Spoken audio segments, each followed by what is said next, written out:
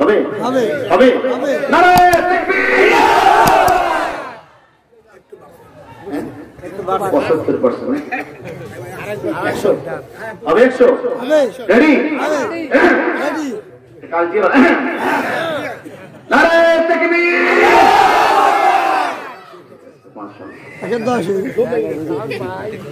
আমার ভাইরা ফার্স্ট লোকমান হাকিম তার ছেলেদেরকে নসিহত করলেন ইদ قال لقمان لابنه وهو يعظه يا بني لا تشرك بالله একজন মুসলমান একজন ইমানদারের প্রথম ছেলের প্রতি মেয়ের প্রতি নসিহত থাকবে তা হচ্ছে বাবা কোনদিন আল্লাহর সঙ্গে শিরিক করা যাবে না। কার সঙ্গে কি করা যাবে না? শিরিক করা যাবে না। বাবা আল্লাহ সব গুনাহ মাফ করবেন, কোন গুনাহ মাফ করবেন না বলেন তো? নামাজ পড়েন নাই মাফ করতে পারেন কে? আল্লাহ। রোজা রাখেন নাই মাফ করতে পারেন কে? আল্লাহ। স্ত্রীকে পর্দা করেন নাই মাফ করতে পারেন কে? আল্লাহ। হজ করেন নাই মাফ করতে পারেন কে? আল্লাহ। চুরি করেন নাই মাফ করতে পারেন কে? আল্লাহ। চুরি তো করে মাফ করো কিভাবে? ভাইরা আমার, তাহলে পরে সব গুনাহ আল্লাহ মাফ করবেন, কিন্তু শিরিক গুনাহ আল্লাহ ক্ষমা করবেন না। প্রথম সন্তানকে শিক্ষা দিলেন শিরক কি? শিরক দুই প্রকার, শিরক আসগর আর শিরক আকবার। শিরক দুই প্রকার, বড় শিরক আর ছোট শিরক। একটুখানি শিরক সম্পর্কে বলে সামনে যাব। আল্লাহর সঙ্গে কারো অংশীদারিত্ব করা, ইবাদতের ভিতর অন্য কাউকে অংশীদারিত্ব করা। যেমন বড় শিরকের একটা শিরক হচ্ছে মামলায় পড়েছেন, বিপদে পড়েছেন, মাজারে গিয়ে বলবেন বাবা বাবা ও বাবা দাও আমার এইটা, মামলা থেকে কি আমাকে বাঁচাই দাও। ঈমান থাকবে না চলে যাবে? সবাই বলেন। আবার মাজারে গিয়ে টাকা দিবেন, মাজারে গিয়ে টাকা দিবেন, বলবেন বাবা তুমি হাদিয়া রসিদ আমাকে বাঁচাও। নাউজুবিল্লাহ বলবেন না? মৃত্যু মানুষের জন্য টাকা দরকার নাই, মৃত্যু মানুষের জন্য মোমবাতি দরকার নাই, মৃত্যু মানুষের জন্য আগরবাতি দরকার নাই। আমল ভালো করে গেলে মোমবাতি জ্বালাবেন 1 ঘন্টা, 24 ঘন্টার 1 ঘন্টা, বাকি 23 ঘন্টা থাকবে অন্ধকার। ঠিক কিনা বলো? আর যদি নেক আমল করে দিতে পারে বাবা, তোমার মোমবাতি জ্বালাতে হবে না, আগরবাতি জ্বালাতে হবে না, কবরটা জান্নাতের বাগান হয়ে যাবে। সুবহানাল্লাহ। বিনা আমল করে যাও, তোমার কবরে মোমবাতি জ্বালানো লাগবে না, আগরবাতি লাগবে না, তোমার কবরটা বেহেশতের বাগান করে দিবে কে? আল্লাহ। প্রিয় ভাইরা আমার, গভীর মনোযোগ দিয়ে শুনুন। কিছু লোক আছে নামাজ পড়ে, শুক্রবার দিন বড় পাঞ্জাবি, বড় স্প্রে মেরে, সেন্ট মেরে যায় নামাজটা নিয়ে আগের কাতারে এসে হাজির। যুবকরা কয় দেখছো কত দামি পাঞ্জাবি গায়ে দিয়েছে, মনে মনে ফুলে পটকা মাছ হয়ে যায়। আছে কি নাই? আছে। কিছু লোক দান করে, লোকেরা বলবে বড় দানশীল, লোকেরা দানশীল বলবে। একটা হাদিস শোনাচ্ছি, কিয়ামতের ময়দানে আল্লাহ পাক 3 শ্রেণীর মানুষকে নেক কাজ করার পরও জাহান্নামে দিবে। কোথায় দিবে? জাহান্নামে। এই বক্তাকে ধরি, হুজুরকে তাকে ধরে সার্চ করা দরকার। বাঙালি সার্চ করতে পারে, খুব ভালো। কিয়ামতের ময়দানে 1 শ্রেণীর বক্তাকে ডাকা হবে। কারীকে ডাকা হবে, ও কারী, ও বক্তা, ও আলেম, জমিনে তুমি ওয়াজ করেছিলা। বক্তা বলবে, কারী বল মাবুদ তোমার কোরআন তেলাওয়াত করেছি, তোমার দ্বীনের জন্য, ইসলামের জন্য ওয়াজ করেছি, ইসলামের জন্য। ছেলেদেরকে শিক্ষা দিয়েছি ইসলামের জন্য। আল্লাহ ডাকতে বল মিথ্যা কথা। যিনি অত্যন্ত সুন্দর করে আপনাদের আলোচনা শুনিয়েছেন অত্র এলাকার কৃতি সন্তান হযরত মাওলানা মোহাম্মদ ফখরুজ্জামান মোল্লা মাদ্রাসাতুল আলিম, প্রিন্সিপাল, জয়নগর এমইউ সিনিয়র আলিম মাদ্রাসা, এবং তার পূর্বে আলোচনা করেছেন আজকে মাহফিলের বিশেষ অতিথি। অত্যন্ত সুন্দর করে আলোচনা করেছেন হযরত মাওলানা মুফতি এসএম আব্দুল মুবিন শাহেদ দারাতাল্লাহু তাআলা হায়াতিহি, এবং তার আগে আলোচনা করেছেন আজকে মাহফিলের সভাপতি তিনি ছিলেন হুজুরের পাশেই বসা বড় সাহেব কেবলা আমার বাবার বয়সী মুরব্বিয়ানে কেরাম, সমবয়সী যুবক ভাইয়েরা, ছোট্ট আদরের বাবাজিরা, স্টেজের বাম দিকে বসে আছেন আমার বোনেরা, মাইকের আওয়াজ শুনছেন অনেক বাসা থেকে। আজকে আমি এই মুহূর্তে আল্লাহর দরবারে হাজার লক্ষ লক্ষ শুকর আদায় করছি। আল্লাহ পাক আমাদেরকে জান্নাতে বাগানে জান্নাতি মেহমান করে বসার তৌফিক দান করেছেন, সেজন্য আমরা খুশি না রাজা? একটু জোরে বলেন না বাবা। যেভাবে বসে আছি, করোনা ভাইরাস প্রত্যেককে আক্রমণ করার কথা ছিল, কথা ঠিক? থিওরি অনুসারে রহমত আছে কার? আমেরিকা ডোনাল্ড ট্রাম্প কত সেফটির ভিতরে চলছে, পরে কি ছাড় দিছিল? আমাদের উপরে কার রহমত আছে? যে আল্লাহ দয়া করে মায়া করে জান্নাতি বাগানে আমাদের আশার বসার তৌফিক দান করেছেন, সেজন্য অন্তরস্থল থেকে হৃদয়ের গভীর থেকে শ্রদ্ধার সাথে জবান করে পড়ছি আলহামদুলিল্লাহ। লাখ কোটি তার থেকে অনেক অনেক অনেক বেশি দরুদ ও সালাম আল্লাহর সৃষ্টির প্রধান আকর্ষণ, এ বিশ্ব সভার সভাপতি, সমস্ত নবী রাসূলগণদের মাথার মুকুট, শামসুল হেদায়েত, বদরুদ্দোজা, আফতাবে খোদা, নবিয়ুস সাকালাইন, নবিয়ুল হারামাইন, নবিয়ুস শরফাইন, ইমামুল মুরতাদা, নবিয়ুনা মুহাম্মদুর রাসূলুল্লাহ সাল্লাল্লাহু তাআলা আলাইহি ওয়াসাল্লামের উপর যার উম্মত হওয়ার এই মহান সৌভাগ্য, এই মহান সৌভাগ্য লাভ করেছি বিনা দরখাস্ত, আলহামদুলিল্লাহ। আমাকে যদি আপনি প্রশ্ন করেন এই আকাশের নিচে জমিনের উপরে হুজুর আপনি সবচেয়ে খুশি কেন, কি পেয়ে আল্লাহর কোন নিয়ামত পেয়ে আপনি খুশি, আমি বলবো শ্রেষ্ঠ নবীর উম্মত করেছেন, আলহামদুলিল্লাহ। এর চেয়ে খুশির কিছুই হতে পারে না। আমি আলোচনার শুরুতে মা বোন যেখানে বসে আছে, বললাম যে ভাইরা যারা আছেন ডানে বামের জন্য মেহেরবানি করে শব্দ না হয়, আমার কথা বলতে কষ্ট হবে। একটা সাবজেক্টের উপরে কথা বলতে গিয়ে অনেক কিছু চিন্তা ভাবনা করতে হয়, সেখানে কথা বললে ডিস্টার্ব হলে মনোযোগ অন্যদিকে চলে যায়, সেদিকে আপনারা খেয়াল করবেন। প্রিয় ভাইরা, আপনারা এসেছেন এক অলির দরবারে, অলির মাঝে আজকে মাহফিল, ঠিক কিনা ভাইরা?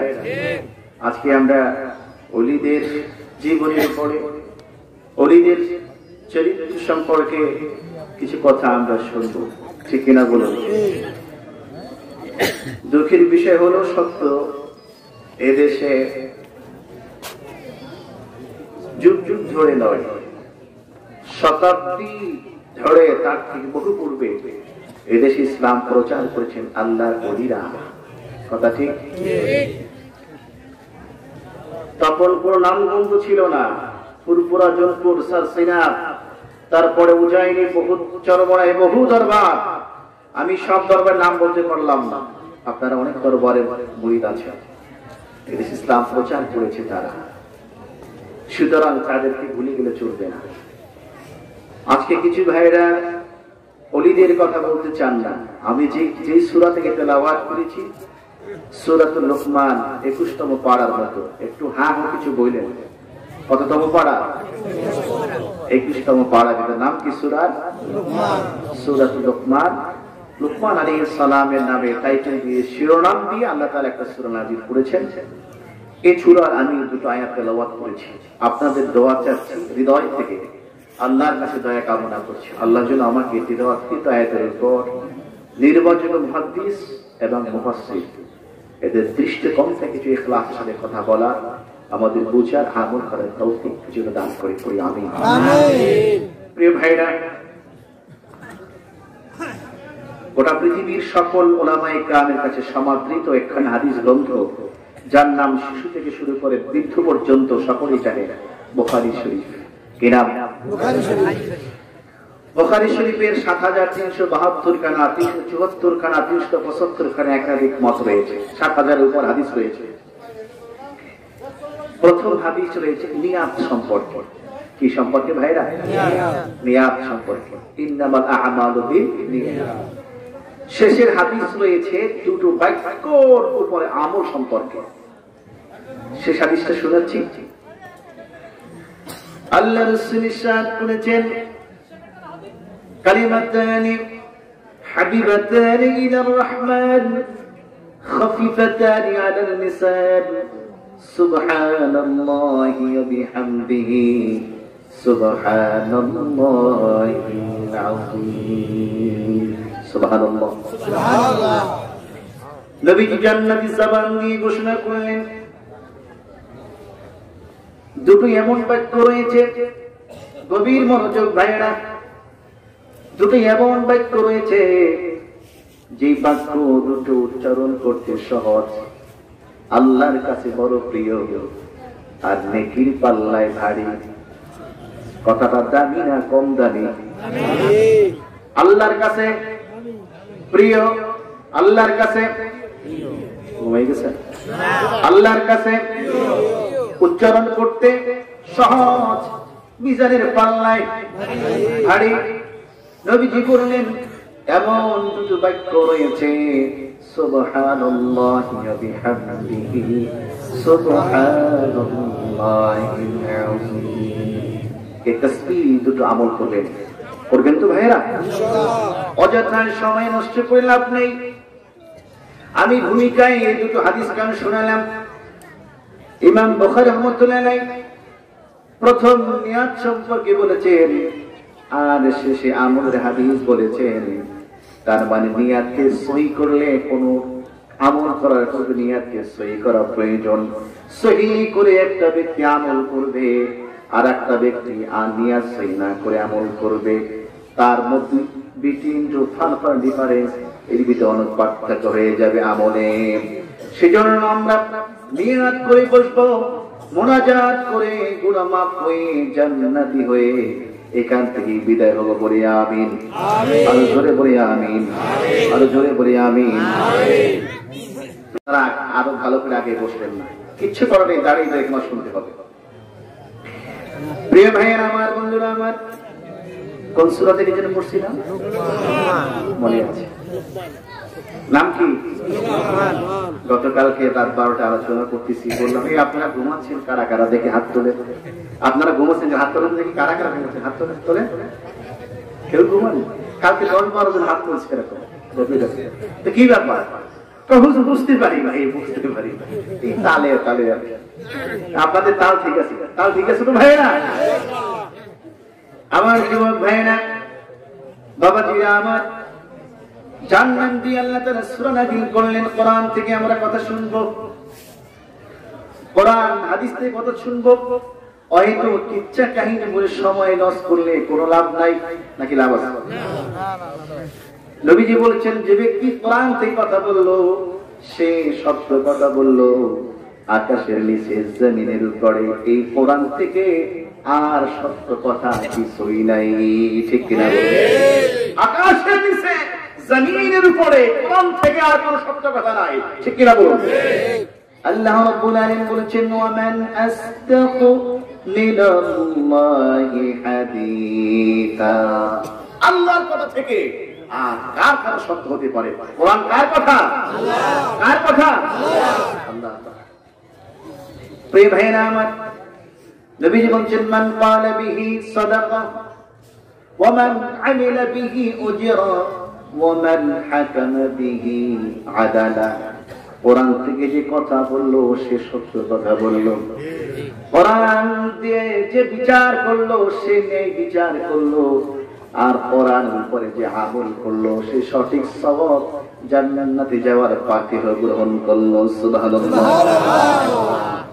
কোরআনের বিচার আমার দেশে আছে কি ভয় পাচ্ছে আছে কোরআনের বিচার না থাকার কারণে সত্য কথা বলা না থাকার কারণে জুলুম নির্যাতন বেড়ে যাওয়ার কারণে আমাদের উপরে গজব একটার পর একটা চলে আসতেছে ঠিক কিনা বলুন এলাকার ভিতরে নেতা অহেতুকভাবে একজন গরিব লোকের উপর নির্যাতন করতেছে পার্শ্ববর্তী যারা আছে তারা দেখে প্রতিবাদ করে না ঝামেলায় পড়লেও পড়ছে বিপদে পড়লেও পড়ছে আমি কেন যাব ঠিক এরকম হচ্ছে না কিন্তু আমার রাসূল কি বলেছেন তোমার জেহের যখন দেখবে লোকটা অন্যায় করতেছে মান রাআ মিনকুম মুনকারান ফালইয়ুগাইয়িরহু বিয়াদিহি فإن لم يستطع فبلسانه فإن لم يستطع فبقلبه وذلك أضعف الإيمان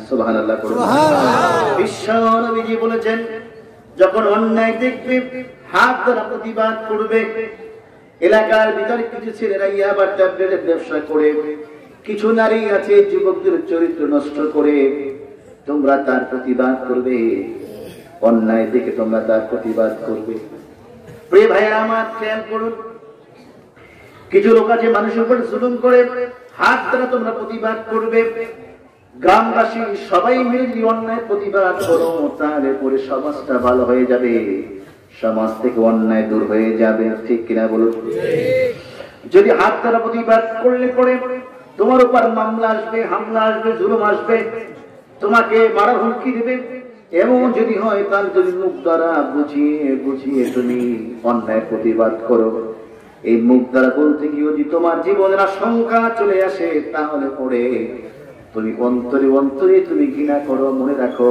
এটা হচ্ছে দুর্বল ইমানের পরিচয় সবল ইমানের পরিচয় হলো অন্যায় যেখানে প্রতিবাদ সেখানে বলুন অন্যায় যেখানে আওয়াজ করে বলুন অন্যায় যেখানে প্রতিবাদ সেখানে এটা কোরআনের কথা আমার ভাইয়েরা এই অন্যায় প্রতিবাদ না থাকার কারণে সমাজ আস্তে আস্তে নষ্ট হয়ে গিয়েছে কথা ঠিক গভীর মনোযোগ দিতে হবে বড় মজার কথা সামনে আছে দেখুন কোরআন দিয়ে বিচার করলে কত সুন্দর বিচার হয় কোরআন দিয়ে বিচার করলে কত ন্যায় বিচার হয় এই কোরআনের উপর যদি কোনো ব্যক্তি চলে এই মতের উপরে কোনো ব্যক্তি যদি থাকে তাহলে পরে এই ব্যক্তি কোনোদিন অন্যায় অবিচারে লিপ্ত হবে না একটি বিচারের নমুনা আপনাকে শোনাবো ভাইরা খলিফা ওমরকে আপনারা চিনেন নাম শুনেছেন এই মাঝে মাঝে একজন বুড়া মানুষ যায় আপনারা মনে করেন না যে আমাদের ছুটি দিয়ে যায় বয়স্ক লোক আছে একটু জরুরত ছাড়তে যায় কথা ঠিক ভাইরা খলিফা ওমরের সময় বড় মজার ঘটনা বিছানায় রাতের অন্ধকারে দুইজন মহিলা সন্তান প্রসব করেছে একজন প্রসব করেছে পুত্র সন্তান আর একজন প্রসব করেছে কন্যা সন্তান বলেন কোনটার দাম বেশি এই তো হুজুর কিন্তু ভিতরে ভিতরে একটাই আছে ছেলে যুবকরা বিয়ে করা পরে যখন প্রথম স্ত্রী প্রেগনেন্সি হয় আল্লাহ কাছে মোনাজাত করবে আল্লাহ ছেড়ে দাও কথা ঠিক কিন্তু অনেক ছেলেদের চেয়ে বংশ গৌরব বংশ ঐতিহ্য রাখার জন্য ছেলে প্রয়োজন আছে কিন্তু যার ছেলে নাই কথা আছে তার বাহুতে বড় নাই কিন্তু এমন মেয়ে আছে মেয়েরা বড় বাবার ভক্ত হয় মা ভক্ত হয় রাসূল এই কথা বলেন নাই যার ঘরে দুটো ছেলে সন্তান আছে জান্নাতি আমার রাসূল বলেছেন যার ঘরে দুটো কন্যা সন্তান আছে উত্তম ভাবে লালন পালন করেছে উত্তম পাপ কষ্ট করে করতে পেরেছে সে জান্নাতি সুবহানাল্লাহ কিছু নারীরা আছে আমি বলবো সময় যদি আপনারা আমাকে দেন কিছু নারীদের কথা বলবো ইনশাআল্লাহ প্রিয় ভাইরা আমার এবার অন্ধকারে যখন এক বিছানায় দুইজন নারী যখন দুটো সন্তান প্রসব করেছে যেই নারী কন্যা সন্তান প্রসব করেছে সে হাত দিয়ে দেখে পাশের মহিলাটা কি প্রসব করেছে কি চুরি করলো কি করলো চুরি করলো চুপ করে নিজের সন্তানটা তার পাশে দিয়ে তার পুত্র সন্তানটা নিজের পাশে নিয়ে নিল বড় সবের কাম করলো হাদিসা ভস করে আসছে তিনবার কয়বার আইন দিয়ে ধাক্কা ধাক্কি করে আমার মতো বক্তা কত সুন্দর করে মাঠে ওয়াজ করে গিয়ে দেখেন মানুষের ঠকানোর ব্যস্ততায় আছে ঠিক নামাজ পড়ে ইহদিনাস সিরাতাল মুস্তাকিম জোহরের নামাজ পড়লো নামাজ পড়ে গিয়ে দোকানে বসছে সিরাতাল মুস্তাকিমের পথ থেকে সরল সঠিক পথ দোকানে গিয়ে বিসমিল্লাহ মিথ্যা কসম খাইলো ভাই কাপড়টা 500 টাকায় কেনা 50 টাকা লাভ না হলে বিক্রি করতে পারি না কেনা কিন্তু 400 কেনা কত 400 মিথ্যা কসম খাইলো আছে কি নাই আছে তাহলে এমন নামাজ এমন হজ এমন ওয়াজ দ্বারা জনগণের কোনো লাভ হবে না, কথা ঠিক কিনা? আমি ভাবি সাহেব রাগ করে না, আমি 3 বার আল্লাহ আমাকে নিয়েছে, আলহামদুলিল্লাহ আলহামদুলিল্লাহ। প্রিয় ভাইয়েরা আমার, বন্ধুরা আমার, এবার সকাল হয়ে গেল, কিন্তু ওই মহিলাকে যখন কন্যা সন্তান দিয়েছে, বাচ্চা যখন দুধ পান করতেছে মায়ের, তখন মা চিন্তা করলো কেমন যেন মনে হলো সন্তান রাতের বেলায় চেঞ্জ হয়ে গিয়েছে কিনা, পরিবর্তন হয়েছে কিনা। আমার মনে হয় আমার করে যে সন্তান, এটা আমার সন্তান না। আমার ভাইয়েরা, কোন মায়ের কাছে যদি 10টা ছেলের সাপ তার সামনে রাখা হয়, আমার মা ওই 10টা সাপ নাকের কাছে নিয়ে সুখী সুখে বলে দিতে পারবে, ও তার সন্তানের সাপ কোনটা মা বলতে পারবে। ঠিক কিনা বলেন?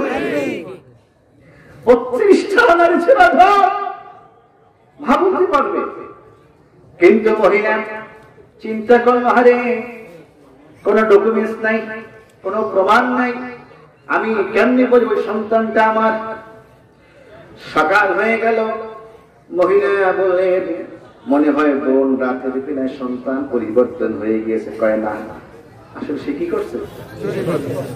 কি করছে ভাইরা? চুরি করেছে। কয় না, ঠিক আছে, ছেলে সন্তানরা ছেলেরা আমার, তোমার মেয়ে সন্তানই, কিন্তু তার মনের ভিতরে বড় জ্বালা, কেমনি বলবে, কেমনি নিজের সন্তান প্রমাণ করবে। চলো দুজন গিয়ে করিব মোরে কাছে যাই, দেখি তিনি ন্যায় বিচার করে দিতে পারেন কিনা। সুবহানাল্লাহ। যারা বলেন নাই বাড়তে গিয়ে বললেন সুবহানাল্লাহ। সুবহানাল্লাহ বলে কি লাভ আছে? এই সুবহানাল্লাহ ওয়াজ করতে যাবো নাকি ওয়াজ করবো, কোনটা? একটা ভলিউম পাওয়ার বাড়াইয়া মারি দেন একটা সুবহানাল্লাহ, আল্লাহু আকবার।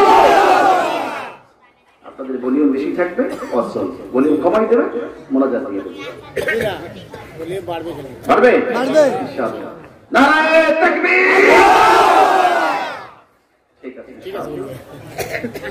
প্রিয় ভাইরা আমার, এবার ওই মহিলা যেতে চায় না। কোন মহিলা?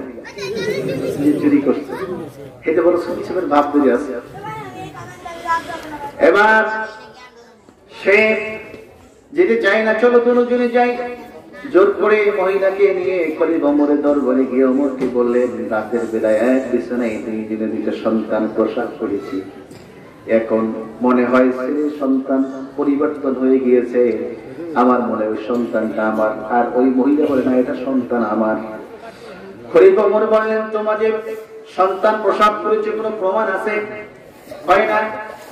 সন্তান যে বদল হয়ে গিয়েছে কেউ দেখেছে কিনা? কয় না। বলো সাক্ষ্য ছাড়া কি করে আমি বিচার করব? তাও তো ঠিক কথা। তাহলে যাও, সাক্ষ্য নাই, বিচার করতে পারবো না। দুজন মহিলা আস্তে আস্তে ব্যাগ করতেছে। আরেকটু বাড়াতে হবে না, কথা বলতে কষ্ট হচ্ছে।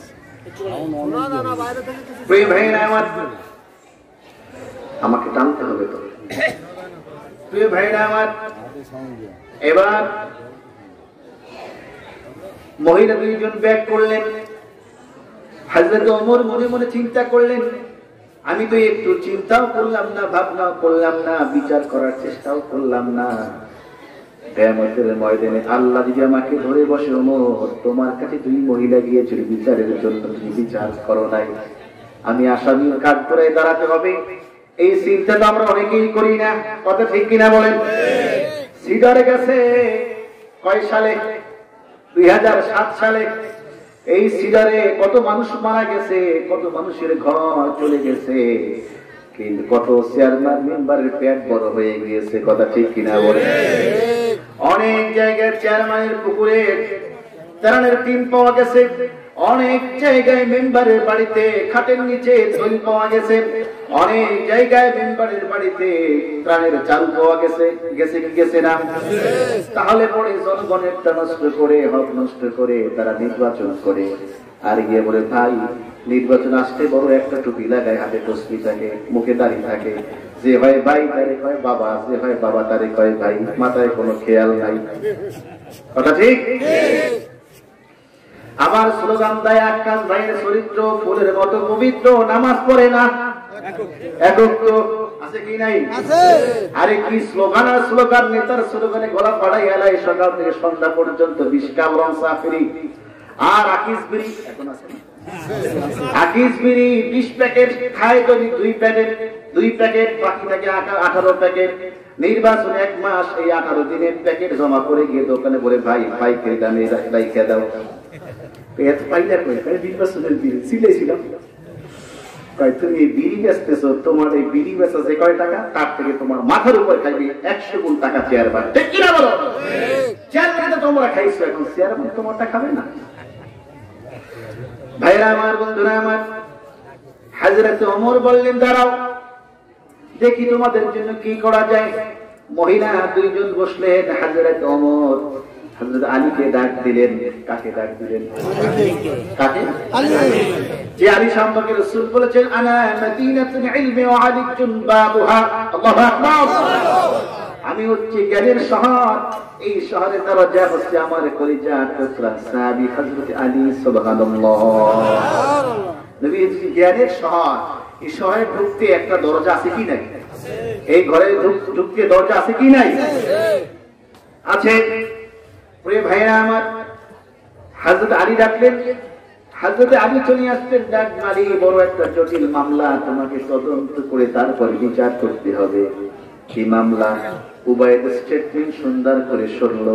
কোন যদি ব্যক্তি নাই বিচার হয়ে থাকে, বাদী এবং বিবাদী উভয় বক্তব্য শুনতে হবে। ঠিক কিনা বলুন? এক পক্ষের কথা শুনে টাকাকে অনেকে বিচার রায় দেয়, আছে কি নাই? কিয়ামতের ময়দানে ওই রায়কারীকে জাহান্নামে যেতে হবে এই ভুল রায় দেওয়ার কারণে।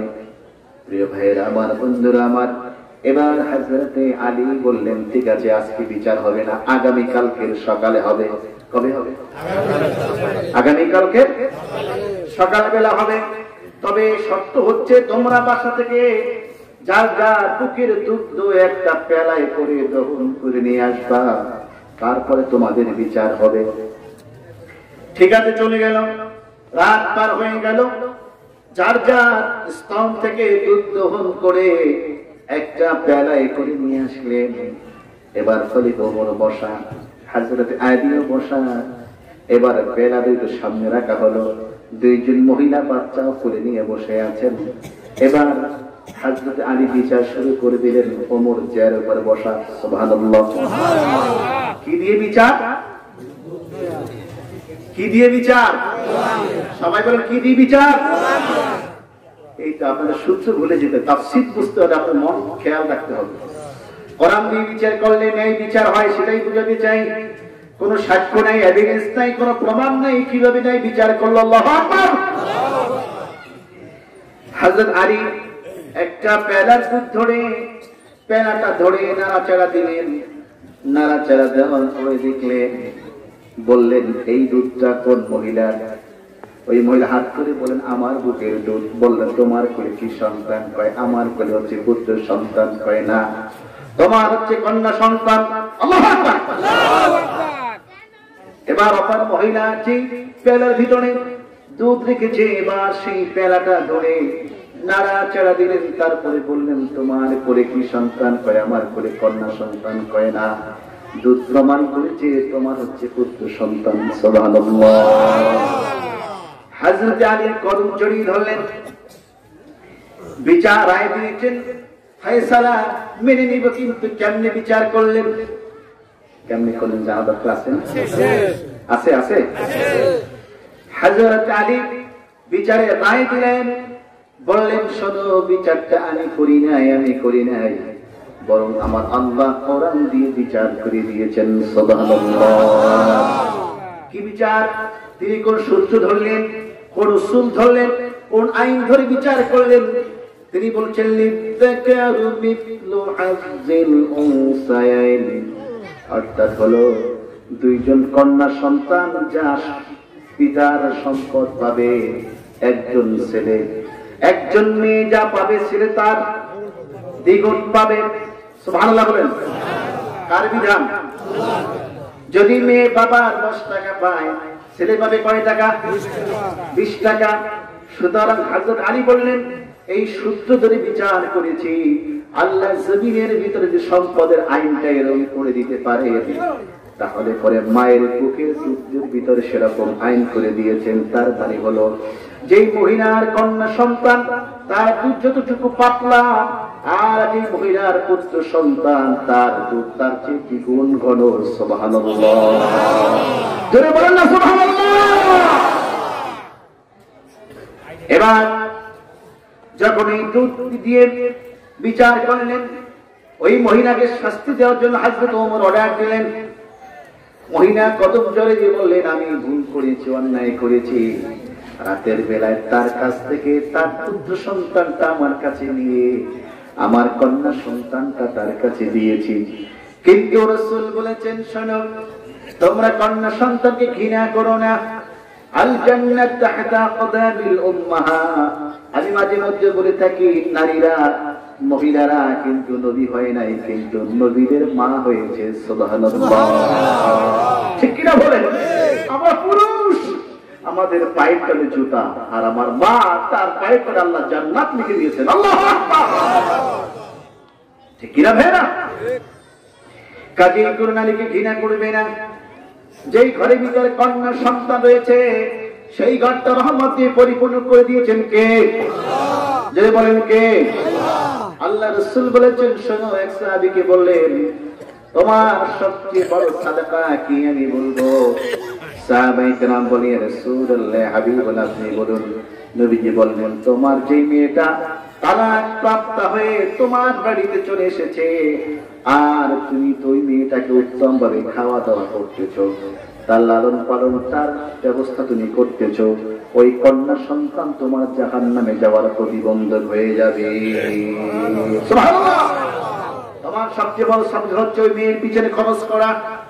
কাজেই কন্যা সন্তানের সম্মান কে করেছেন? রাসূল করেছেন। সুবহানাল্লাহ। কাজেই কোরআন দিয়ে বিচার করলে সেই বিচার কি বিচার হবে? ন্যায় বিচার হবে, সঠিক বিচার হবে। এর যে বিচার জমিনের উপরে আর কোন বিচার হতে পারে না, ঠিক কিনা ভাইয়েরা? যুবক ভাইয়েরা, আমরা দেশে দেখি কিছু লোক মেয়েদের পক্ষে বক্তব্য দেয়, আমরা নারীবাদী। কি বাদী? নারীবাদী। এনজিওতে চাকরি দেয়, এইটা চাকরি দেয়, সেইটা চাকরি দেয়, এখানে আসো। মোল্লারা, আলেমরা যে বক্তব্য দেয়, তার ভিতরে তোমাদের সম্মান নাই, তোমাদের ইজ্জত নাই, অধিকার নাই, তোমাদের অধিকারের পক্ষে আমরা। এমন আছে কি নাই? আমি এই প্রসঙ্গে একটা ঘটনা শোনাতে চাই, তারপরে মূল আলোচনায় যাবে ইনশাআল্লাহ। কি এক জায়গায় গ্রামের বাড়িতে, একটা গ্রামের মাহফিল, গ্রামের বাড়িতে এই মুরগির খোপ আছে না? এই মুরগির খোপে একদিন মহিলা খুব তাড়াহুড়া করে খোপটা আটকেছে, রাওয়া মোরগটা আটকাইতে পারে না, সে গাছের ডালে আছে। এমন ঘটনা হয় কি হয় না? আচ্ছা, যখন রাত ৩টা বাজছে, ওই পথ দিয়া মিস্টার শিয়াল যাচ্ছে, সেই মোরগ যখন গাছে নাড়াচাড়া দিচ্ছে, শিয়াল গিয়ে ঘোরে হাজির হচ্ছে, গিয়ে দেখে, আহ, কত সুন্দর আমার জন্য শিকারী বসে আছে গাছে, তুই নাম একটু জিয়ারত করি। তো ফজর আযান যখন হয়ে গেল, তখন এই মুরগিটা, মোরগটা শুরু করলো কুকুরুতু কু, কিরকম দেয় না? সে বলে, সুবহুন কুদ্দুসুন রাব্বুনা ওয়া রাব্বুল মালাইকাতি ওয়ার রূহ। আকাশের ফেরেশতা আছে, সে বলে, তা শুনে সে বলে, সুবহুন কুদ্দুস, আমরা শুনে কুকুরুতু। এই শব্দ শুনে শিয়াল আরো কাছে আসে। শিয়াল বলে, আযান দিয়েছে, তাহলে এখন নামো, জামাতে নামাজ পড়ি। বাচ্চারা বলে, স্টার্ট করছে, ভলান্টিয়ার কেউ নাই। প্রিয় ভাইরা আমার, গভীর মনোযোগ দিয়ে শুনুন। এবার আযান দিয়েছে, জামাতে নামাজ পড়তে চায় কে? শিয়ালের নিয়ত কি জামাতে নামাজ পড়া নাকি মোরগটা খাওয়া? আমাদের দেশে যারা নারীদের পক্ষে বক্তব্য দেয়, তারা নারীদের পক্ষে নয়, বরং নারীদেরকে দর্শন করা, তাদের চরিত্র হরণ করা, তাদের দুর্বল পয়েন্টগুলো আঘাত করা, ঠিক কিনা বলে? ঠিক কিনা? কোরআনের উপরে, ইসলামের উপরে নারীদের আর কেউ মর্যাদা চালাতে পারে না, ঠিক কিনা বলো? মোরগ বলতেছে, ঠিক আছে, জামাতে যখন নামাজ পড়বা, তুমি এর আগে মুসল্লি 2 জন, ইমাম সব তো দরকার। সে কুকুরে ডাক দিছে, ইমাম সাহেব আসেন। সে যখন মোরগটা যখন জোরে সোরে ডাক দিছে, ইমাম সাহেব আস্তে আস্তে গাছের গোড়ায় আসছে। বলেন তো শিয়াল আছে না গেছে? শিয়াল কয় চাইরা দিন পরে কাটতেছে, আমাদের নামাজ পড়তে তোর সাথে, তুই নামাজ পড়তে দিবি না আমারে, ঠিক আছে আবার কোনদিন দেখা হইলে তোর সাথে আমাদের নামাজ পড়বো। আমাদের সে এমন কিছু লোক আছে কি নাই যারা নামাজ পড়তে চায়, যারা নারীদেরকে নারীদের সম্মান বলতে গিয়ে বাইরে নামাইতে চায়, তারা নারীদের ইজ্জত হরণ করতে চায়, ঠিক কিনা বলুন? আপনাদেরকে পর্দা করুন, আপনার মেয়েকে পর্দা করুন। নারীদের ইজ্জত ইসলাম দিয়েছে, তার থেকে আর বেশি আর কেউ দেয় নাই, ঠিক কিনা বলুন? আইয়ামে জাহিলিয়াতের জামানায় একজন পুরুষ 10 নারী বিয়ে করত। বিয়ে করার পরে আবার এনি টাইম ছেড়ে দিত। স্বামীর সম্পদ পেত না, বাবার সম্পদ পেত না, পুত্রের সম্পদ পেত না, কোথাও সম্পদ পেত না। ইজ্জত ছিল নারীদের, জীবন্ত অবস্থায় কবর দিত। 2 হাত 2 পা 4 হাত পা বেঁধে তারপরে দ্রুত গতিতে ঘোড়ার পিছনে চড়ে ঘোড়ার লেজের সঙ্গে বেঁধে তারপরে স্বামী, নিষ্ঠুর স্বামী ঘোড়াকে দ্রুত ঢাকাতো। বিছানার শয্যা পাশে জিনিস হয় সেই নারীকে, সেই স্ত্রীকে বিছানার পাশে জিনিস হয়, তাকে এরকম পাথর আঘাত খেতে খেতে রক্ত পড়তে পড়তে চিৎকার করতে করতে নারী মারা যেত। ইসলাম এসে নারীর সম্মান বাড়িয়েছে না কমিয়েছে? আমার রাসূল সেই নারীদের সম্মান দিয়ে তাকে রানীর আসরে বসিয়েছে। সুবহানাল্লাহ। প্রিয় ভাইরা, সেজন্য কোরআন থেকে আমরা কথা শুনবো। কি থেকে? কোরআন থেকে কথা বলে, সেটা কি কথা? সবার মনে নাই কি কথা? কোরআন দিয়ে বিচার করলে কি বিচার? নেই বিচার। আর কোরআন সুন্নাহর উপর যে আমল করবে, আল্লাহ পাক তাকে উজরাত সওয়াব দান করবেন। সুবহানাল্লাহ। প্রিয় ভাইরা আমার, বন্ধুরা আমার, সূরা লুকমান থেকে কেন তেলাওয়াত করলাম? নিশ্চয়ই এর মধ্যে কোনো কারণ আছে, এর ভিতরে কোনো কিন্তু আছে। গভীর মনোযোগ দিতে হবে। প্রিয় ভাইরা আমার, লুকমান আলাইহিস সালাতু ওয়াস সালাম তিনি কিন্তু সুন্দর ছিলেন না, নবীও ছিলেন না, রাসূলও ছিলেন না। সমস্ত মুফাসসিরিন کرام একমত, শুধু একজন ছাড়া হযরত ইকরিমা রাহমাতুল্লাহি আলাইহি তিনি বলেছেন তিনি রাসূল ছিলেন অথবা নবী ছিলেন।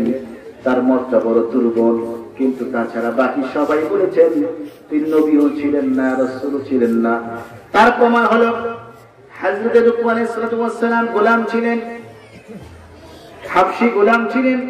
গোলাম কোনদিন নবী হতে পারে না। একটা কথা মনে রাখতে হবে, যেন নবী রাসূল পৃথিবীতে আগমন করেছেন সবাই উচ্চ মর্যাদা উচ্চ বংশের জন্মগ্রহণ করেছেন। সুবহানাল্লাহ। মক্কার ভিতরে কুরাইশ বংশের রাসূল হাশিমি বংশে জন্মগ্রহণ করেছেন। এর চেয়ে মর্যাদাশীল বংশ সৌদি আরবের ভিতর, মক্কার ভিতর তখনকার ছিল না। সুবহানাল্লাহ। সমস্ত নবী রাসূলরা ছিলেন শ্রেষ্ঠ বংশের। কাজী প্রিয় ভাইরা আমার, লোকমানে হাকিম লোকটা ছিল কালো। কি ছিল? কথা বলেন। কালো। ঠোঁট দুটো ছিল মোটা মোটা। সুদানের তার বাড়ি ছিলেন। যারা সৌদিতে গিয়েছেন দেখেছেন ভাইয়েরা, নাইজেরিয়ান লোকগুলো দেখলে বাতি যত জ্বালান আলো বাড়বে না, যত বাতি জ্বালান কিন্তু আলো বাড়বে না। কিন্তু আমি হিসাব করে দেখেছি আমার বাংলাদেশি যারা আছে এদেরকে মোটামুটি দাঁড় করাইলে কেউ ঠেলে দিতে পারবে না। আলহামদুলিল্লাহ। অনেক দেশের লোকের সাথে কথা হয়েছে, কিন্তু মিশরের এক সুন্দর বেশি লম্বা আছে, আবার ইন্দোনেশিয়াটা খাটো খাটো, নাকটা চ্যাপটা। তো আমার বাংলাদেশি যারা আছে, যারা যায়, এদেরকে দাঁড় করে মোটামুটি ধাক্কায় ফালাই দিতে পারবে। আলহামদুলিল্লাহ। তো তিনি লোকটা ছিলেন কালো, ঠোঁট দুটো মোটা ছিলেন, কিন্তু তার ব্যবহার ছিল অত্যন্ত সুন্দর, অত্যন্ত জ্ঞানের কথা বলতেন। তার কথাগুলো আল্লাহর কাছে এত বেশি ভালো লাগলো, আল্লাহ পাক সেই কথাগুলো কোরআনে পুট করে দিলেন মানুষের জন্য, মানুষের হেদায়েতের জন্য। সুবহানাল্লাহ। তিনি একজন নবীও ছিলেন না, রাসূল ছিলেন না, কিন্তু তার কথাগুলো আল্লাহর কাছে এত বেশি ভালো লেগেছে, তার নামের উপর আল্লাহ পাক একটা সূরা নাযিল করে দিয়েছেন। সুবহানাল্লাহ। লোকমান হাকিম তাফসীর ইবনে কাসির মধ্যে এসেছে, লোকমান হাকিম একদিন ঘুমিয়েছিলেন, আল্লাহ পাক ইলহাম পাঠালেন লোকমান হাকিম, ইলহামের মাধ্যমে জানাইলেন লোকমান তোমাকে আমি হুকমত আর হুকুমত আর হিকমত দুইটা তোমাকে তোমার ইচ্ছায় দিলাম, তার মানে তোমাকে ক্ষমতাও দিতে চাই অথবা তোমাকে জ্ঞানের রাজ্য দান করতে চাই, তুমি কোনটা নিবা? ঠিক ঘুমিয়ে গেছে? তোমাকে জগতের ভিতরে ক্ষমতা দিতে চাই অথবা তোমাকে জ্ঞানের ক্ষমতা দিতে চাই, তুমি কোনটা নিবা? হযরতে লোকমান হাকিম ডাক দিয়ে বলেন, আল্লাহ যদি বাছাইটা আমাকে করতে দাও, বাছাইটা আমাকে করতে দাও, তাহলে আমি হুকুমত চাই না, আমি হিকমত চাই, আমি জমিনের ক্ষমতা চাই না, আমি তোমার জ্ঞানের ক্ষমতা চাই। সুবহানাল্লাহ। আল্লাহ রাব্বুল আলামিন বলছেন, ওয়া মান ইউতাল হিকমাতা ফাকাদ উতিয়া খায়রান কাসীরা। আল্লাহু আকবার। ওয়া মান ইউতাল হিকমাতা, আল্লাহ পাক যাকে হিকমত দান করেন, জ্ঞান দান করেন, ফাকাদ উতিয়া খায়রান কাসীরা, তাকে সত্যি সত্যি কল্যাণ দান করা হলো। সুবহানাল্লাহ। এইজন্য কারো একটা ছেলে যে আলেম হয়, গ্রামের ভিতর, ওই মহল্লার ভিতর, ওই ইউনিয়নের ভিতর, ওই থানার ভিতর সবচেয়ে দামি ওই আলেম ব্যক্তি যে এলেম অনুসারে আমল করে। এলেম আছে আমল নাই, এমন আলেমের দাম নাই। হিকমতের ব্যাখ্যা করতে গিয়ে ইমাম ফখরুদ্দিন আল রাজি রাহমাতুল্লাহ আলাইহি তিনি ব্যাখ্যা করেছেন, হিকমত তাকে বলা হয় আল্লাহ পাক যাকে জ্ঞান দিয়েছেন, এবার জ্ঞানের উপরে আমল করার তৌফিক দান করেছেন, অর্থাৎ ইলম দিয়েছেন, আমল করার তৌফিক দিয়েছেন। ইলম আর আমল দুটো সমন্বয় নাম হচ্ছে হিকমত। দুটো সমন্বয় নাম কি? হিকমত। আল্লাহ পাক হিকমত দান করেছেন। এইজন্য কোন একজন কবি বলছেন, আল আলিমু বিলা আমালিন কাশজারি বিলা সামারিন। যেরকম গাছ আছে, গাছে ফল নাই, গাছ আছে, গাছে ফল নাই, গাছের যেরকম দাম নাই, আলেম হয়েছে আমল নাই, সেরকম আলেমের কোনো দাম নাই। কথা ঠিক কিনা বলে? আপনার বাগানে 10টা আম গাছ লাগিয়েছেন, 8টা আম গাছে আম হয়েছে, 2টা আম গাছ 3 বছর অপেক্ষা করেছেন, কিন্তু আম ধরে না। এখন কি করবেন? ঘুমাই গেছে, কি করবেন? এটা চলবেন না। কাশজারি বিলা সামারিন, গাছ আছে, গাছ যেরকম ফল না ধরলে সেই গাছের যেরকম মূল্য নাই, সেরকম আলেম হয়েছে আমল নাই, তার কোনো মূল্য নাই। আলেম হওয়ার পরে আমল যে ব্যক্তি করতে পেরেছে, আল্লাহ বলেন জমিনের ভিতরে তার জন্য সবাই দোয়া করে, তার কিসমত ভালো হয়ে গিয়েছে। রাসূল বলেছেন, মান ক্বারাআল কুরআনা ফাস্তাজহারাহু ফাআহাল্লা হালালাহু ওয়া হারামা হারামাহু أدخله الله الجنة وشفعه في 10 من أهل بيته كلهم قد وجبت لهم النار. سبحان الله. তিরমিজি শরীফে আল্লাহর রাসূল ইরশাদ করেছেন, যে ব্যক্তি হালালকে হারাম হালাল জানলো, হালালকে হালাল জানলো, হারামকে হারাম জানলো, আল্লাহ পাক কিয়ামতের ময়দানে এমন আলেমকে জান্নাতে দিবেন। সুবহানাল্লাহ। ওয়া শাফাআহু ফি 10 মিন আহলি বাইতিহি কুল্লুহুম ক্বাদ ওয়াজাবাত লাহুমুন নার। ওই আলেমকে, হাফেজ কোরআনকে আল্লাহ পাক কিয়ামতের ময়দানে বলবেন, শুধু তুমি জান্নাতে যাইবা তা নয়, তা নয়, তোমাকে স্পেশাল পাওয়ার দিলাম, ক্ষমতা দিলাম, তুমি 10 জন জাহান্নাম থেকে বাছাই করে করে তুমি সহ 11 জান্নাতে চলে যাও। সুবহানাল্লাহ। মোট কয়জন? 11 জন। প্রিয় ভাইয়েরা আমার, হযরত লোকমান হাকিমকে আল্লাহ পাক জ্ঞান দান করেছিলেন। কি দান করেছিলেন? জ্ঞান দান করেছিলেন। কেমন জ্ঞান? একটা एग्जांपल শুনাই। তিনি এক গোলাম ছিলেন, মনি ব্যক্তি ডাক দিয়ে বলে, লোকমান হাকিম শোনো, আমি তোমাকে একটা প্রশ্ন করি, শোনো, তোমাকে একটা কাজ করতে হবে। কি কাজ? লোকমান হাকিম, তুমি একটা বকরি জবাই করো। কি জবাই করবে? বকরি ছিলেন, বকরি জবাই করো। জবাই করার পরে ওই বকরির মধ্যে সবচেয়ে দুটো ভালো যে দুটো জিনিস আমার সামনে তুমি প্রেজেন্ট করো, হাজির করো, আমি সে দুটো রান্না করে খাবো। লোকমান হাকিম একটা বকরি জবাই করলো। জবাই করার পরে ওই বকরির জিহ্বাটা এবং কলিজাটা নিয়ে আসলো। কি নিয়ে আসলো? জিহ্বা কলিজা মনিবের সঙ্গে হাজির করলেন। কিছুদিন যাওয়ার পরে আবার মনিব তাকে বললেন, লোকমান হাকিম, আবার একটা বকরি জবাই করো। তারপরে ওই ভক্তির ভিতর মন্দ যে দুইটা জিনিস আমার সামনে তুমি হাজির করো। এবার আবার ভক্তি সবে করে গতবার কি নিয়েছিলেন, এবার আবার জিব্বার করে যা দুইটা জিনিস মনিবের সাথে হাজির করলেন। মনিব বলেন, বাবা যখন ভালো চাইলাম তখন জিব্বার কলিজা নিয়ে আসলাম, যখন মন্দ যখন চাইলাম তাও জিব্বার কলিজা নিয়ে আসলাম, কারণটা কি বুঝিয়ে বলো। লোকমান হাকিম বললেন, যার জিব্বার কলিজাটা ভালো তার পুরো দেহটাই ভালো, যার জিব্বার কলিজাটা মন্দ তার পুরো দেহটাই মন্দ। সেজন্য আলা বিযিকরিল্লাহি তাতমাইন্নুল কুলুব, কোন বান্দা যদি শান্তি পেতে চায় এই কলবের ভিতরে আল্লাহর জিকির করে শান্তি পাবে, ঠিক কিনা বলুন। প্রিয় ভাই আমার, যার কলবটা ভালো তার দেহটা ভালো, যার জিহ্বা ভালো তার দেহটা ভালো।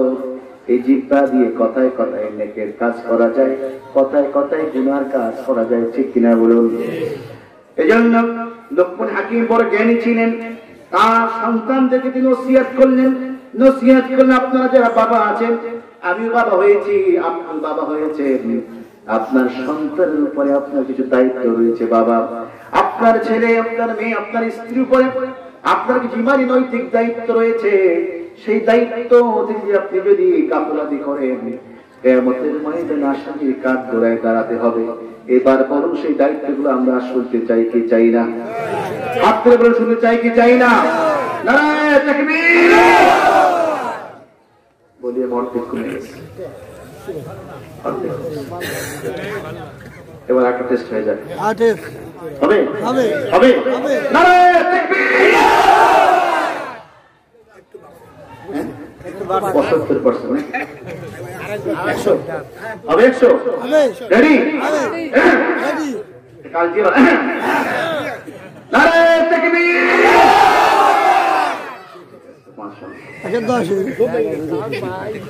আমার ভাইরা, ফার্স্ট লোকমান হাকিম তার ছেলেদেরকে নসিহত করলেন। ইয ক্বালা লুকমানু লিইবনিহি ওয়া হুয়া ইয়াইযুহু ইয়া বুনাইয়া লা তুশরিক বিল্লাহ।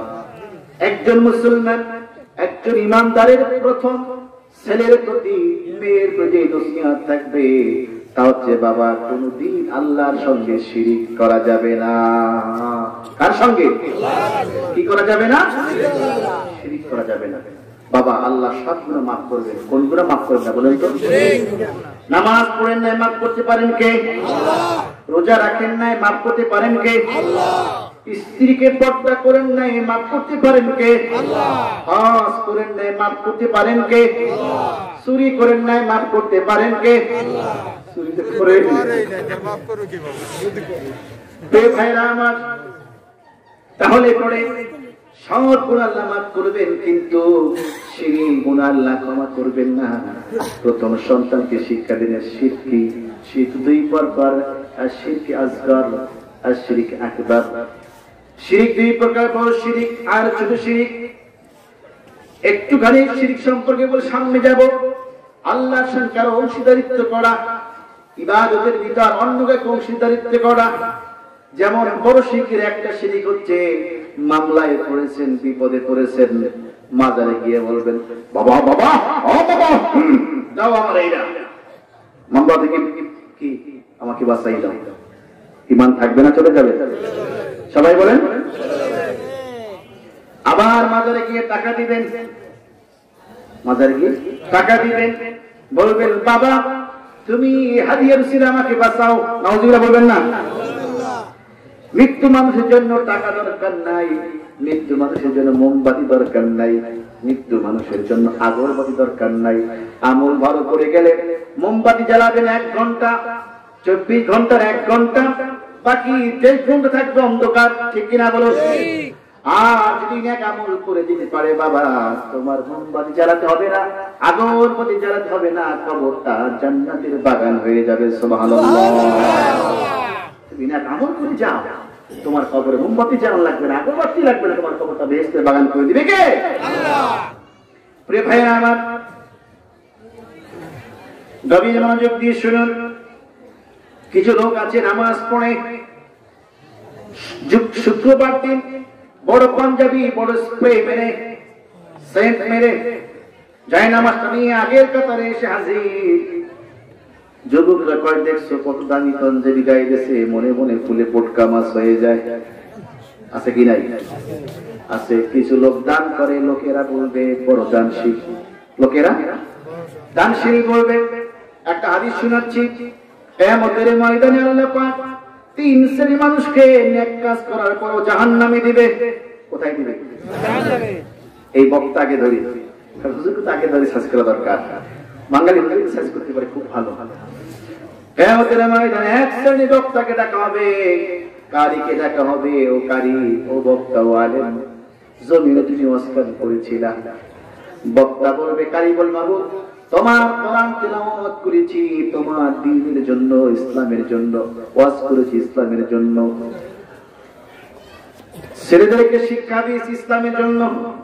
আল্লাহ ডাকতে বল মিথ্যা কথা, তোমাকে লোকেরা ভালো আলেম বলবে, ভালো বক্তা বলবে, ভালো কারী বলবে, ভালো হাফেজ বলবে। এই নাম শোনার জন্য তুমি ওয়াজ করেছো, এই নাম শোনার জন্য কোরআন তেলাওয়াত শিক্ষা দিয়েছো। যাও যাও। ফেরেশতাদেরকে বলবেন আল্লাহ একে উপর করে জাহান্নামের ভিতরে নিক্ষেপ করো। নাউযুবিল্লাহ। এবার ধরবে দানশীলকে। কাকে? দানশীল। দানশীল এলাকায় ধনবান যারা আছে। বেশ কয়েক বছর আগে হয়তো যারা পেপার পত্রিকা পড়েন দেখেছেন, চট্টগ্রাম এক জায়গায় রমজান মাসে কাপড় বিতরণ করছে এক শিল্পপতি। বেশ কয়েকদিন আগে সংবাদ পেয়ে তার গেটে হাজার হাজার নারী পুরুষ একত্র হয়েছে। যখন গেটটা খুলে দিয়েছে মাত্র একটা কাপড়ের জন্য, এত বেশি জনগণ ধুমড়ে মুচড়ে যখন ভিতরে প্রবেশ করেছে তাড়াহুড়া করে, পদপিষ্ট হয়ে সেই জায়গায় 7 জন মানুষ মারা গেছে। নাউযুবিল্লাহ। জোরে বল নাউযুবিল্লাহ। কিসের জন্য? একটা মাত্র কাপড়ের জন্য, ধাক্কার জোরে। আচ্ছা বলেন, আপনার নামাজ ফরজ হলে আপনি পড়বেন, আপনার ছেলে পড়বে, আপনার পড়তে হবে।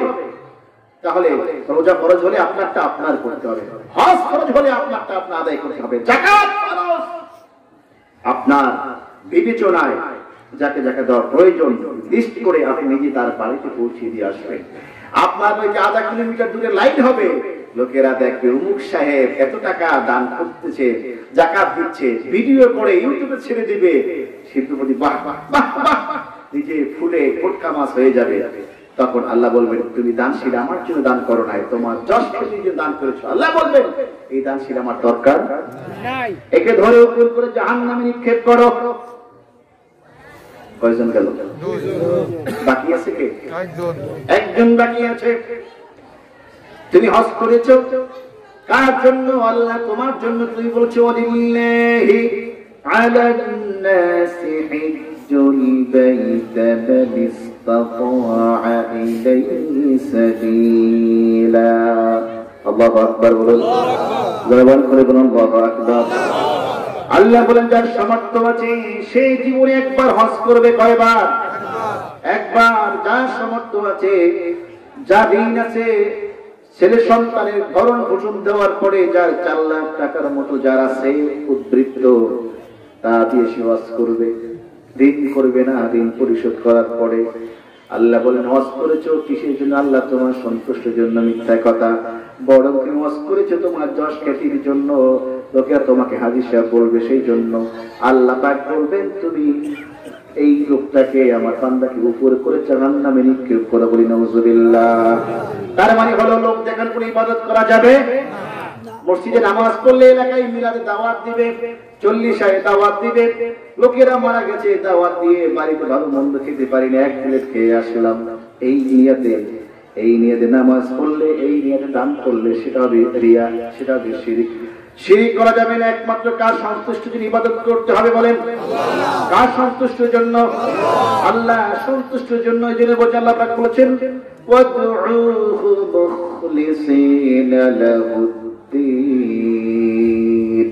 তোমরা আল্লাহকে ডাকো মুখলিস ভাবে, খালিস নিয়তে। সুবহানাল্লাহ সুবহানাল্লাহ। প্রিয় ভাইরা আমার, মুখলিস নিয়তে খালিস ভাবে আন্তরিকভাবে যদি কোনো ব্যক্তি আল্লাহকে আল্লাহ বলে একবার ডাক দেয়, আল্লাহ বলে আমার বান্দা ডাকের জবাব আমি রব্বুল আলামিন 70 বার দিয়ে দেই। সুবহানাল্লাহ। হযরত নবী ইউনূস সাল্লাল্লাহু আলাইহি ওয়াসাল্লাম নাম শুনেছেন, ঠিক কিনা বলেন? তিনি যখন এলাকার ভিতর থেকে না বলে আল্লাহর পারমিশন না নিয়ে যখন তিনি জাহাজে উঠলেন, লম্বা চলে সেদিকে যাব না, এবার যখন জাহাজ ঘুরতেছে, জাহাজ যাচ্ছে না, জাহাজের নাবিক বললেন এমন একজন গোলাম আছে যিনি পলাতক গোলাম, মালিকের কাছে বলে আসে নাই, ওই গোলামটা জাহাজের ভিতর থাকতে পড়ে তাহলে এই জাহাজ আর চলবে না, ওই গোলামটাকে জাহাজ থেকে ফালাই দিতে হবে। হযরত ইউনূস সাল্লাল্লাহু আলাইহি ওয়াসাল্লাম ডাক দিয়ে বলেন সেই গোলামটা আমি। আল্লাহু আকবার বলেন। সেই গোলামটা আমি। সেই গোলামটাকে নিজে স্বীকার করলেন আমি গোলাম। নাবিক সহ জাহাজ যারা ছিল বিশ্বাস তারা করে না, বিশ্বাস তারা করলো না, তারা বললেন শোনো আমার দিকে খেয়াল করুন, এই এত সুন্দর চেহারা, এত সুন্দর পোশাক, সমস্ত নবীরা ছিলেন অপূর্ব সুন্দর। আল্লাহু আকবার। কি ছিলেন? অপূর্ব সুন্দর, অপরূপ সুন্দর যে আল্লাহ পাক সৃষ্টি করেছেন। তো একবার দুইবার তিনবার লটারি করলো, তিনবার ইউনূস নবী নাম আসলো। ইউনূস নবী লাফ দিয়ে নদীতে পড়ে গেল। ফি জুলুমাতিস সালাস, তিনটা অন্ধকারের ভিতরে পড়ে গেল। তাফসীরে এসেছে সেই রাতটা ছিল অমাবস্যার অন্ধকারের রাত, পানির গভীরতার রাত, আর মাছের পেটের রাত, অন্ধকার। এই তিনটা অন্ধকার যখন ইউনূস নবী লাফ দিয়ে ঝাঁপ দিয়ে যখন পানির ভিতরে পড়লেন, নদীর মাছ তাকে খেয়ে ফেললো। ইউনূস নবী মনে করছেন আমি শেষ, আমি কি শেষ। কোরআন আল্লাহ পাক বলছেন ওয়াজান্নুন ইয যাহাবা মুগাদিবান ফাযান্না আন লান নাকদিরা ফানাদা ফিজ যুলুমাতি আন লা ইলাহা ইল্লা আনতা সুবহানাকা ইন্নী কুনতু মিনাজ জালিমিন। জবান করে আল্লাহু আকবার। হযরত ইউনূস সাল্লাল্লাহু আলাইহি ওয়াসাল্লাম একান্তভাবে মনোযোগ দিয়ে খালিস নিয়ে যখন ওই মাছের পেটের ভিতর বন্দী হয়ে গেলেন, বন্দী হয়ে যখন হাত পা নাড়াচাড়া দিলেন, তখন তিনি এই মাছের পেটের ভিতর দেখলেন জীবিত আছে। সুবহানাল্লাহ। কি গভীর পানির ভিতরে আপনি কতক্ষণ থাকতে পারবেন? তা আবার মাছের পেটে। কে বাঁচিয়েছেন? কে বাঁচিয়েছেন? এবার সেখানে বসে ডাকতে শুরু করেন লা ইলাহা ইল্লা আনতা, আল্লাহ তুমি ছাড়া কেউ নাই, তুমি ছাড়া কেউ নেই, সুবহানাক তোমার পবিত্রতা বর্ণনা করতেছি। ইন্নী কুনতু মিনাজ জালিমিন, আমি জুলুম করি নাই, আমি জুলুমদের পক্ষ থেকে, আমি মাজলুম। রব্বুল আলামিন আমি তোমার কাছে তওবা করতেছি, তোমাকে ডাকতেছি, আল্লাহ আমাকে সাড়া দাও। আমার ভাইরা 40 দিন তিনি ডাকলেন, প্রায় 16 লক্ষ বার ডাক হয়ে গেল। কতবার? 16 লক্ষ বার ডাকতে ডাকতে আল্লাহ পাক মাছকে অর্ডার করেন, মাছ এবার আমার বন্ধুকে কুলে ফালাই দিয়ে বনি করে দাও। হযরত 40 দিন পরে হযরত ইউনূস সাল্লাল্লাহু আলাইহি ওয়াসাল্লামকে যখন মাছ কিনারায় ফিরে দিলেন, তখন অসুস্থ হয়ে গেলেন, শরীরটা সাদা হয়ে গেল। আমার ভাইরা আল্লাহ পাক হুকুম দিলেন ওই সূর্য আলো তার দেহে যদি না লাগে, তখন সেখানে একটা গাছ তৈরি হয়ে গেল। এমন একটা গাছ, সেই গাছের ভিতরে বড় বড় পাতা, ছাতার মতো পাতা, তার ভিতরে তাফসীরে এসেছে লাউ তৈরি হয়ে গেল। আল্লাহু আকবার। রাসূল যত তরকারি পছন্দ করতেন তার ভিতরে লাউ বেশি পছন্দ করতেন, আর সাহাবীদেরকে বলতেন শোনো এই লাউ খাওয়াটা হচ্ছে আমার ভাই হযরত ইউনূস সাল্লাল্লাহু আলাইহি ওয়াসাল্লামের সুন্নাত। সুবহানাল্লাহ। যখন সেখানে গাছ তৈরি হয়ে গেল, লাউ গাছের পাতা বড় বড় না, এত বড় বড় সুন্দর পাতা হয়ে গেল, আর একদিক থেকে ফল হয়ে গেল। 40 দিন পর্যন্ত না খাওয়া ওই গাছের ফল খেলো, আর তার উপরে ছায়া দিল। আল্লাহ পাক কিছুক্ষণের ভিতর তাকে সুস্থ করে দিলেন। সুবহানাল্লাহ। কেন বললাম? হযরত ইউনূস সাল্লাল্লাহু আলাইহি ওয়াসাল্লাম ওই গভীর তলদেশে বসে আল্লাহকে খালিস নিয়তে সহিভাবে ডাক দিয়েছেন, আল্লাহ ডাক শুনেছেন। আপনি যখন খালিস নিয়তে আল্লাহকে আল্লাহ বলে ডাক দিবেন, অবশ্যই আল্লাহ আপনার ডাকের জবাব দিবেন। ঠিক কিনা বলুন? তাহলে প্রথম ওসিয়ত সন্তানকে কি করবেন? লা তুশরিক বিল্লাহ ইন্নাশ শিরকা লাযুলমুন আযীম। নিশ্চয়ই শিরক হচ্ছে সবচেয়ে বড় অপরাধ, সবচেয়ে বড় গুনাহ। এবার আপনারা বলুন তো কয়দিন আপনার ছেলেকে এই শিরকের কথা বলেছেন? বাবা শিরক করা যাবে না। ঈমান আর শিরক দুটো এক জিনিস নয়। কাজেই ঈমান গ্রহণ করার পরে জীবনে মৃত্যুর আগ পর্যন্ত তার উপর ইস্তিকামত থাকতে হবে, আল্লাহর দাসত্ব করতে হবে। ঠিক কিনা ভাইয়েরা? আমার ভাইয়েরা, বন্ধুরা আমার, আল্লাহ পাক এই অর্ডার করলেন। হযরত লুকমান হাকিম তার ছেলেকে প্রথম শিরকের ব্যাপারে অ্যালার্ট করলেন। তারপরে তার ছেলেদেরকে সামনে গিয়ে আল্লাহ পাক যে কথাগুলো বলেছেন, হযরত লুকমান হাকিম তার ছেলেদেরকে নামাজের কথা বলেছেন, তার ছেলেদেরকে পর্দার কথা বলেছেন। এরপরে বলেছেন শোনো, আল্লাহ পাক বলেছেন শোনো, সন্তানদেরকে ওসিয়ত করেছেন, ওয়াসাইনাল ইনসানা বিওয়ালিদাইহি হামালাতুহু উম্মুহু ওয়াহনান আলা ওয়াহনিন। আল্লাহ পাক বলেন শোনো, তোমরা তোমাদের মা বাবার সঙ্গে উত্তম আচরণ করবে। সুবহানাল্লাহ। وَوَصَّيْنَا الْإِنسَانَ بِوَالِدَيْهِ حَمَلَتْهُ أُمُّهُ وَهَنًا عَلَى وَهَنٍ। কষ্টের পরে কষ্ট সহ্য করে তোমার মা তোমাকে পেটে ধারণ করেছে। সুবহানাল্লাহ। কষ্টের পরে কষ্ট। পৃথিবীতে একটা সন্তান জন্ম দিতে গিয়ে মা যত কষ্ট স্বীকার করে আর কেউ এত কষ্ট স্বীকার করে না। ঠিক কিনা বলুন? প্রিয় ভাইরা, আবার গভীর মনোযোগ দিয়ে শুনুন, দিলটা নরম করে দিন। এক ফোঁট আল্লাহর ভয়ে, নবীর প্রেমে, মা বাবার মুহাব্বতে চোখের পানি ছেড়ে দিবেন। ভাইরা আমার, একজন মা যখন সন্তান প্রসব করে এত বেশি যন্ত্রণা, এত বেশি ত্যাগ স্বীকার করে। আমার ভাইরা, চিকিৎসা বিজ্ঞান বলেছে একটা মানুষের শরীর ভিতর থেকে যদি একটা নয়, দুইটা নয়, 20টা হাড় যদি ভেঙে যায় একাধারে একই টাইমে, 20টি হাড় ভেঙে গেলে যেরকম যন্ত্রণা অনুভব হয়, তার থেকে বেশি যন্ত্রণা মা সন্তান ভূমিষ্ঠ করতে গিয়ে সহ্য করে। সুবহানাল্লাহ। এজন্য আল্লাহ পাক বলেছেন, হামালাতুহু উম্মুহু ওয়াহনান আলা ওয়াহনিন। কষ্টের পরে কষ্ট স্বীকার করে তোমার মা তোমাকে জমিনে ভূমিষ্ঠ করেছে। সুবহানাল্লাহ। এই যুবক, আমি আমার মাহফিলে, প্রত্যেকটা মাহফিলে শেষে গিয়ে একটু মা বাবার কথা বলি। আমি আমার মা বাবার ভক্ত সন্তান, দুটো জান্নাতের ভিতরে একটা জান্নাতকে হারিয়ে ফেলেছি, আর একটা জান্নাতের কাছে আলোচনা আগে টেলিফোন দিয়ে দোয়া নিয়ে এসেছি। ওই জান্নাত যার ঘরে আছে, দুনিয়ার ভিতরে সবচেয়ে উত্তম এই ঘরটা আল্লাহর। ও যুবক, বিয়ে করেছ 3 মাস 6 মাস পরে যুবক তুমি ভিন্ন হয়ে যাও, কার সাথে ভিন্ন হয়ে যাও, কার কথায় ভিন্ন হয়ে যাও। তুমি কি তোমার স্ত্রীর পরামর্শে, তোমার শ্বশুর বাড়ির পরামর্শে তোমার মা বাপকে আলাদা করে দিচ্ছ? মনে রাখবে, এই মা বাপ তোমাকে কষ্টের পরে কষ্ট করে তোমাকে তিল তিল করে বড় করেছে। ঠিক কিনা বলুন আমার ভাইয়েরা? আরেকটু শুনুন মনোযোগ দিয়ে। চিকিৎসা বিজ্ঞান বলেছে, যখন একজন মা সন্তান যখন পেটে ধারণ করে, পেটে সন্তান ধারণ করার পরে সন্তানের বয়স যখন 7 মাস হয়ে যায়, তখন এই সন্তানটা 10 ইঞ্চি লম্বা হয়ে যায়। কয় ইঞ্চি? 10 ইঞ্চি লম্বা হয়ে যায়। মায়ের পিঠের ভিতরে সন্তান ক্যাপাচির জরায়ুর ভিতরে, দেহের ভিতরে জায়গা হলো 10 ইঞ্চি।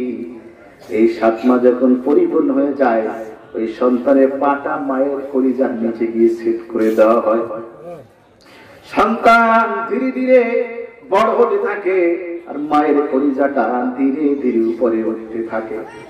চিকিৎসা বিজ্ঞান বলেছে, যত শান্ত সন্তান দেখো জমিনের ভিতরে,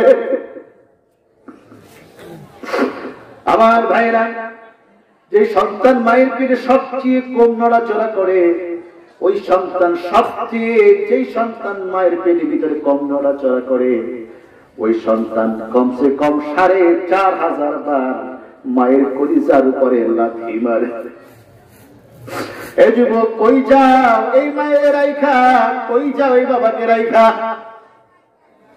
চিকিৎসা বিজ্ঞান বলেছেন, ওই 4500 লাথির ভিতরে এমন 3টা লাথি মারে, লাস্ট লাথি যখন মায়ের কলিজার উপরে মারে, মায়ের কলিজাটা ফেটে যায়, মা বেহুশ হয়ে যায়। সন্তান তখন জমির উপরে ভূমিষ্ঠ হয়ে যায়। সুবহানাল্লাহ। এমন চিন্তাবাদী মারে, এটা সবাই মেরেছে, আমিও মেরেছি, আপনিও মেরেছেন। সন্তান যখন জমিনে আসে মা রক্তাক্ত হয়ে যায়। রাসূল বলেছেন হুমা জান্নাতুকা ওয়া নারুকা, এই মা বাপ তোমায় কত কষ্ট স্বীকার করে তোমাকে মানুষ করেছে, আর এই মা বাবা তোমার জান্নাত, এই মা বাবা তোমার জাহান্নাম। ঠিক কিনা বলুন? আকাশের নিচে জমিনের উপরে দোয়া কবুল হইতে চাও, ব্যবসায় যাইবা, বিদেশ যাইবা, নতুন দোকান দিবা, আলে এলাকার আলেমদেরকে ডাকবা, দোয়া করাইবা, ভালো কথা, কিন্তু সবার প্রথম তোমার মা তোমার বাবার কাছে গিয়ে দোয়া করলে আমার রাসূল বলেছেন সেই দোয়াটা সবার আগে আল্লাহর দরবারে মঞ্জুর হয়ে যাবে। সুবহানাল্লাহ। আমি মুসাফির, আমার দোয়া কবুল হইতে পারে না হইতে পারে 50-50, কিন্তু রাসূল বলেছেন সালাসু দাওয়াতিন মুস্তাজাবাতিন লা শাক্কা ফিহিন্না, 3 শ্রেণীর মানুষ যখন আল্লাহর দরবারে দোয়া করবে হাত তুলে, সেই দোয়ার ভিতরে আকাশের মাঝখানে কোনো পর্দা থাকে না, সেই দোয়ার সঙ্গে সঙ্গে আল্লাহর দরবারে মঞ্জুর হয়ে যায়। নাম্বার 1 দাওয়াতুল মাজলুম। মাজলুম ব্যক্তি, শুরুতে যে কথা বলেছিলাম, একটা লোকের উপর অন্যায় আপনি করতেছেন, তার দোষ না, যে করতেছে সে জুলুমকারী, আর যে সহ্য করে সে হচ্ছে মাজলুম। রাসূল বলেছেন মাজলুম ব্যক্তি আল্লাহর কাছে দোয়া করে, আল্লাহ লোকটা আমার উপরে জুলুম করতেছে, ওই দোয়া আল্লাহর দরবারে মঞ্জুর হয়ে যায়। আর যদি কোনো সন্তান যদি পিতা মাতার জন্য দোয়া করে, বাবা মা দোয়া করে, দাওয়াতুল ওয়ালিদি আলা ওয়ালাদিহি, বাবা যদি সন্তানের জন্য দোয়া করে আর বদদোয়া করে, ওই দোয়া আল্লাহর দরবারে মঞ্জুর হয়ে যায়। 3 নাম্বার হলো কোন মুসাফির ব্যক্তি দোয়া করে, সেই দোয়া আল্লাহ রাব্বুল আলামিনের দরবারে কবুল হয়ে যায়। সুবহানাল্লাহ। এজন্য আল্লাহ পাক বলেছেন হামালাতুহু উম্মুহু ওয়াহানান আলা ওয়াহানিন, কষ্টের পরে কষ্ট স্বীকার করে তোমার মা তোমাকে লালন করেছে, পেটে ধারণ করেছে। এই যুবক, তুমি মাত্র বিয়ে করেছো, আমার বাবার বয়সে অনেক মুরব্বী আছেন, যদি আপনাকে বলি একটা নারিকেল পেটের সামনে বেঁধে গামছা দিয়ে রশি দিয়ে বেঁধে আপনি হাঁটেন, আপনি 2 মিনিট হাঁটার পরে এরপরে নারিকেলটা ফিক্কা ফালাই দিবেন। এটা পেটের সামনে বেঁধে কেমনে হাঁটে? আমি হাঁটতে পারি না, ব্যথা পাই, সহ্য করতে পারি না। কিন্তু আপনার মা, আমার মা, 1 নয় 2 নয়, 1 দিন নয় 2 দিন নয়, 10টা মাস পর্যন্ত সন্তানটাকে পেটে ধারণ করে ঘরের সব কাজ করেছে, রান্না বান্না করেছে, সব কাজ শেষ করেছে। এবার স্বামীর বিছানাটা যখন বিছাইয়া মশারিটা টানাই দিয়েছে, দেওয়ার পরে স্বামী বিছানায় শুয়েছে, স্ত্রী স্বামীর পাশে শুয়েছে। কিছুক্ষণ পরে স্ত্রী উঠেছে, দাঁড়িয়ে হাঁটাতে শুরু করেছে। স্বামী ঘরের দিকে তাকিয়ে দেখলো রাত 11টা বেজে গেছে। প্রাণের স্ত্রী সারাদিন কষ্ট করে গর্ভধারণ অবস্থায় তুমি সংসারের সব কাজ করেছো, এখন আমার পাশে তুমি ঘুমাইবা, কেন ঘুমাও না, কেন তুমি হাঁটো? স্ত্রী বললেন তুমি বুঝবা না, এই বোঝাই